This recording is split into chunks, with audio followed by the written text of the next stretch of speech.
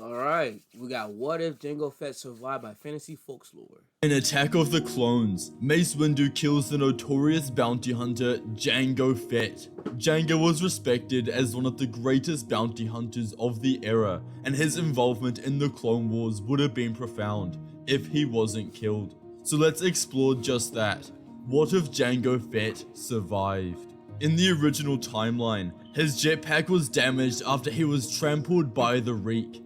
This meant when Windu advanced upon him, he couldn't escape and he was killed. George Lucas has said that the spinning move that Windu did when he decapitated Fett was actually a move intended to block the blaster bolt that the Jedi Master had intended Jango to fire when he flew into the air. But obviously his jetpack was destroyed, and so Windu's saber cut straight through his neck. In this alternate scenario, let's say Jango Fett's jetpack wasn't damaged and he flew away just in time, joining back with Count Dooku. Only moments later, the clone army would arrive and Jango would take Boba as they exit the planet, knowing that they didn't want to be caught in an all-out war against the Jedi. From here, Jango would likely just continue life as usual. With the beginning of the Clone Wars, there would be many new jobs opening up and he would constantly be hired. His survival only intensified his reputation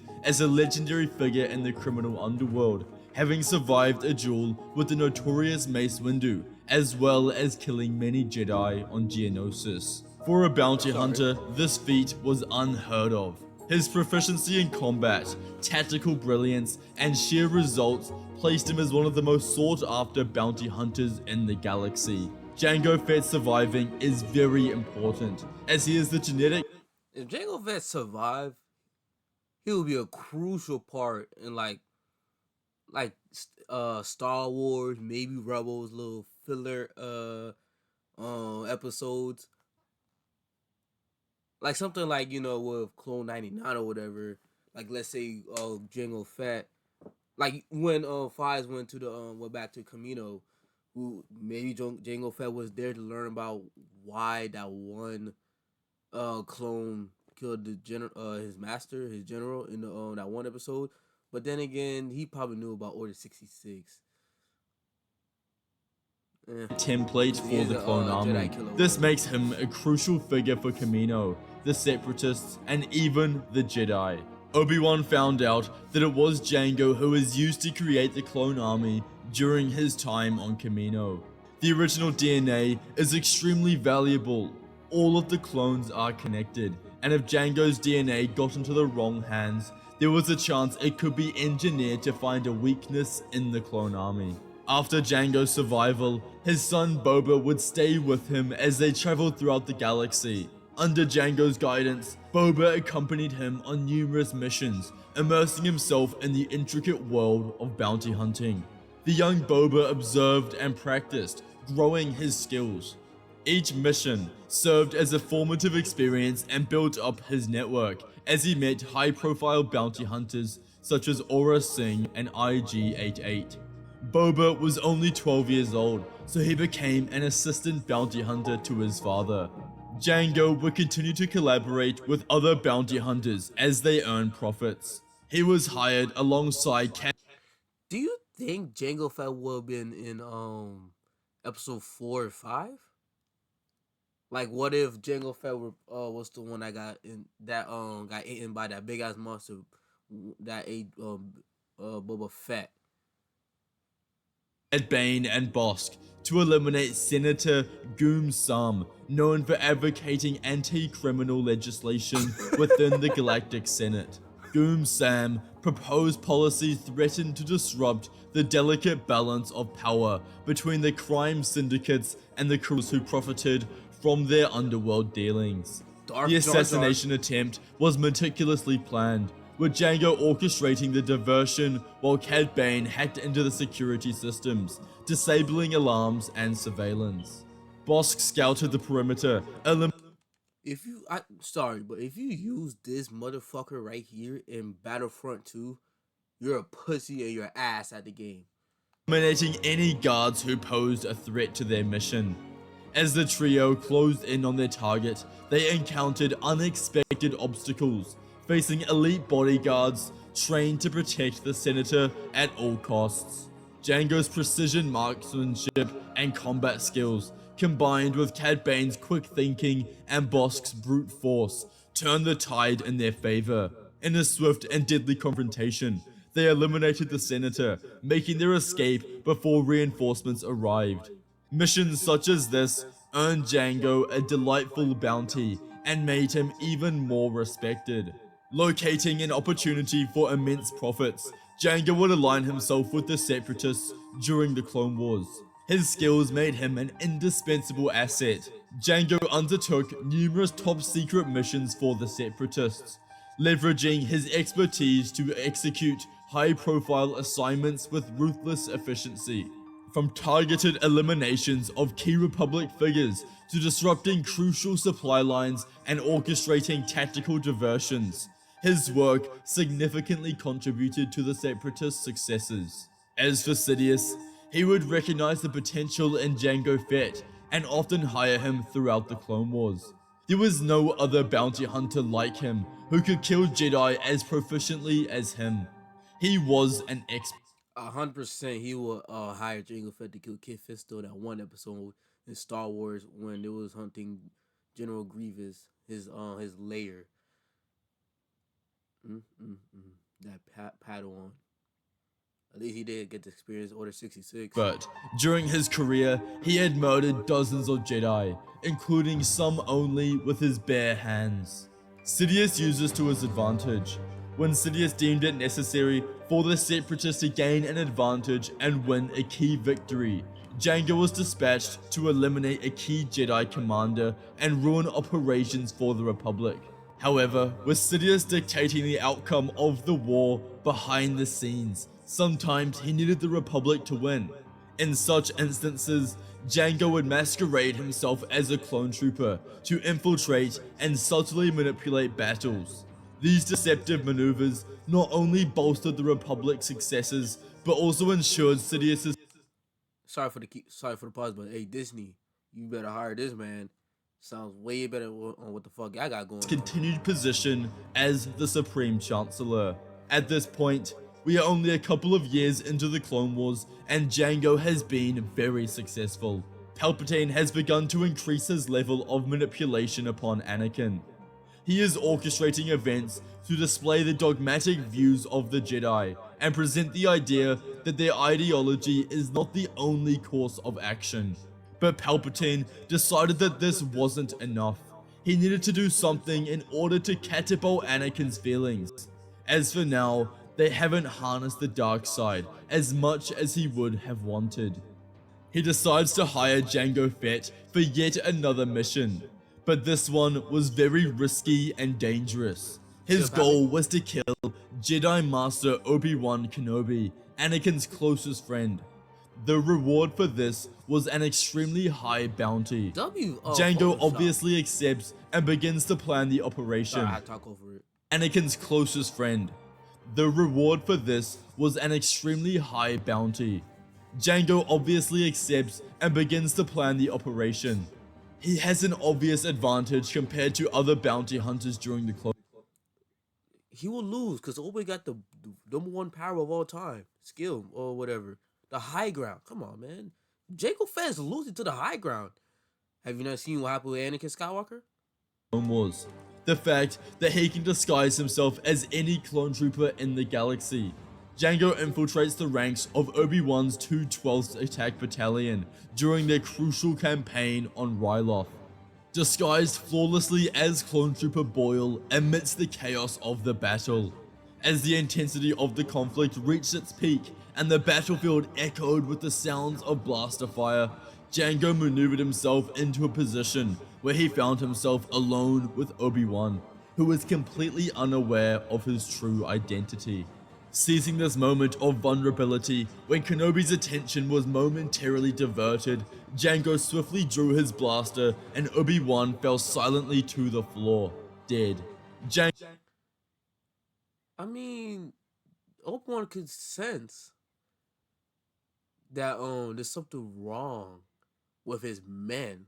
Like they like the Force, or I forgot the Force works, but like he could like Like he could feel like something is wrong. Like when Master Yoda realized the two clones in episode 3, he turned around, he just chopped their head off. I don't know about that. I don't know about that part. I would say he at least put up a fight, but he still loses. I'd rather say that, but because Obi-Wan, he's a Master Jedi, so he will sense something is wrong. Django would immediately flee the scene, ensuring that no one knew it was him.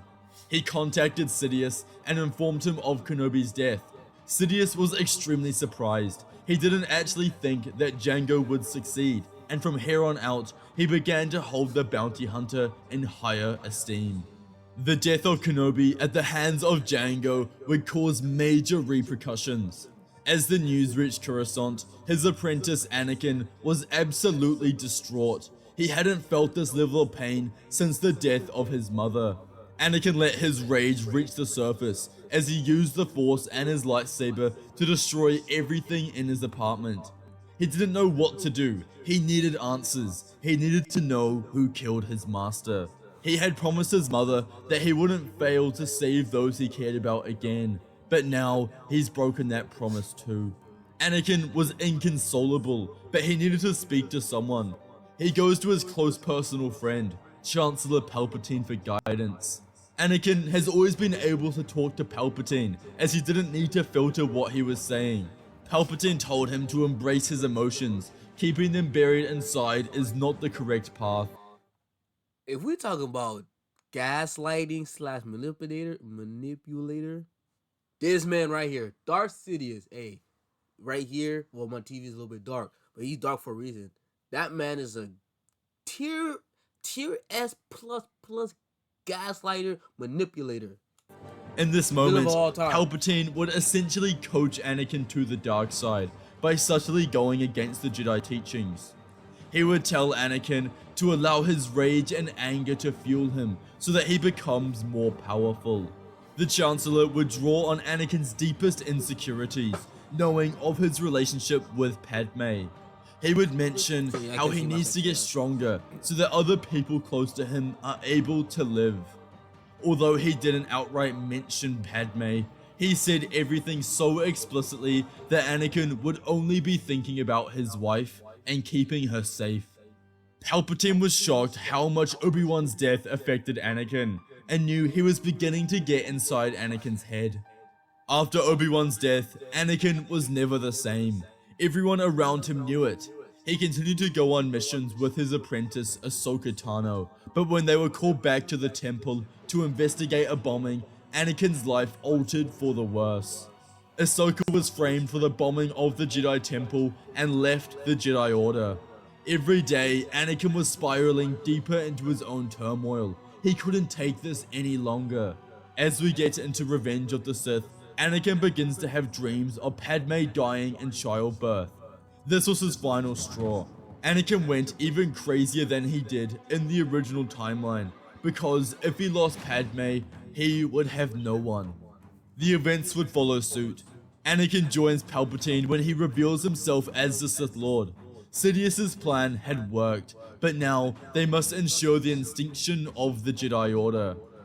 It is time for the execution of Order 66.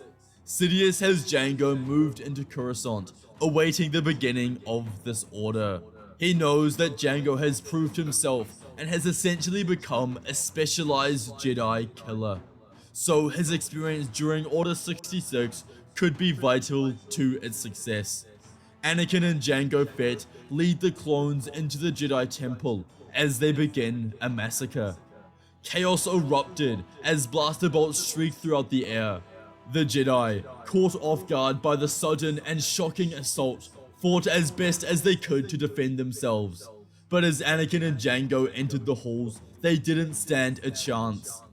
Anakin moved on the ground, swinging his sapphire blade with precision as he cut down thousands of Jedi. But Jango operated in the skies with his jetpack, using his incredible marksmanship to kill hundreds of Jedi. Jango's armor was made of Beskar, allowing him to withstand strikes from the Jedi, leading to his survival. He was revered as one of the greatest unarmed combatants in the galaxy, so he would use his grapple to disarm the Jedi before taking them on in one-to-one combat. Desperate clashes between the Jedi and the clones ensued. How do you like that right there? You a master Jedi. You use the force to push him away and then try to escape. As screams of anguish echoed against the stone walls and the temple began to collapse. Jango would meet up with Anakin in the Great Hall, where they would join forces to fight the more powerful and advanced Jedi Masters, such as Plo Koon and Mace Windu, both extremely powerful Force users.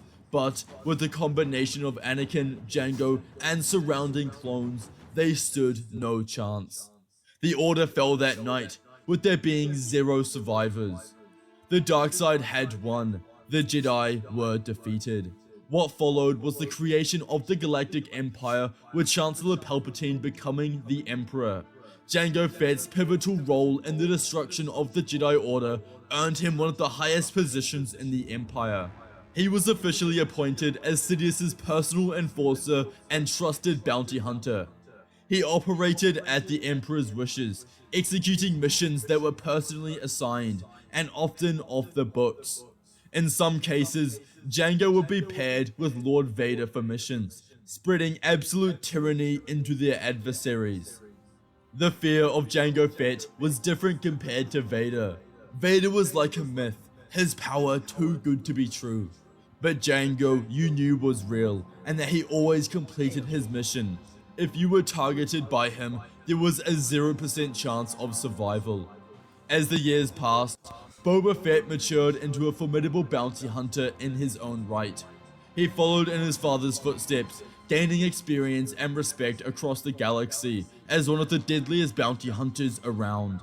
Boba chose to align himself with the Empire, joining forces with Jango as they completed jobs together like they had his entire life.